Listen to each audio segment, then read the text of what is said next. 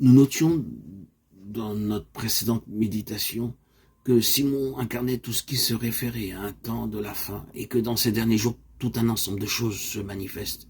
D'une part, il y a une impression de désintégration de ce qui a été, d'autre part, le pressentiment de quelque chose en suspens, d'une nouvelle situation et d'un nouvel ensemble de choses qui apparaissent. Nous pouvons nous demander ce qui restera de ce que voyons aujourd'hui, car un grand dépouillement a lieu, une grande séparation du spirituel et du temporel, même dans le domaine des choses de Dieu.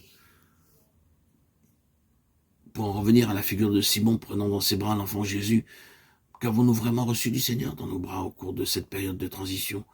Combien de tout ce qui est associé au Seigneur se trouve inclus dans cet ordre et ce système purement terrestre, transitoire et temporel? Ce sont des questions très importantes et elles se posent forcément dans une période où les choses sont sur le point de changer. Une grande pression s'exerce et des conflits très graves se font jour. C'est comme si quelque chose était sur le point d'être introduit, obligeant l'ennemi à une plus grande résistance.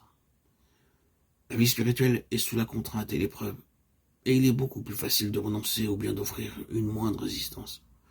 Ce sont des choses qui appartiennent au temps de la fin, et nous notions sans aucun doute que nous sommes bien dans une telle période aujourd'hui. Et c'est la signification de cette heure même.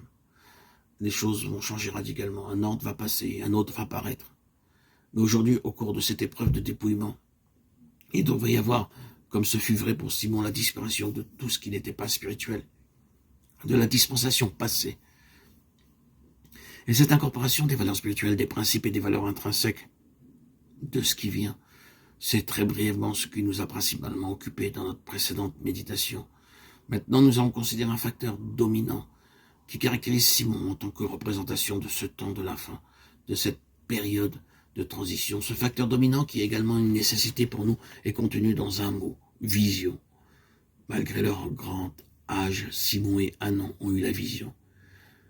Ce qui signifie que bien que parvenu la fin de leur existence ici-bas, ils ont expérimenté un nouveau commencement dans leurs mains. Quelque chose qui n'avait jamais été avant cela. Cette question de la vision est primordiale, car comme nous allons le voir plus en détail dans les prochains audios, ces deux personnes, Simon et Anne, typifient le principe du service de Dieu dans un temps critique pour satisfaire ses intérêts. S'il n'y a pas de vision, le service aura seulement un caractère passager et très limité dans sa valeur.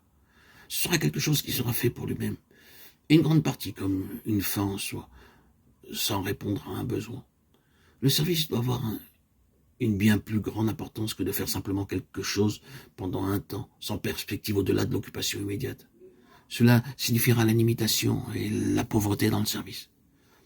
La vision conduit toujours au-delà du présent et rajoute quelque chose, de sorte que ce qui est fait contient plus de valeur que ce qui est simplement accompli dans le temps présent.